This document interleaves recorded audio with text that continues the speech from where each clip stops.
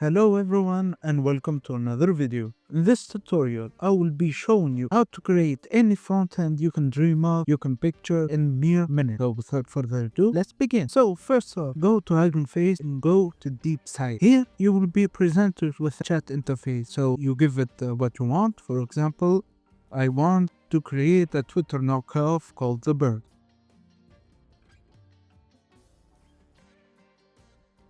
And just send, and now you just sit back and relax and watch the magic happen. As you can see, it's writing the code by itself. So see you soon when it finishes. And welcome back, guys. There you have it, a full Twitter knockoff site done easily in minutes using Deepsite. As you can see, I hope you guys enjoyed this tutorial and found it helpful. If you did, please leave a like and subscribe to the channel, and I'll be seeing you in the next tutorial. Goodbye.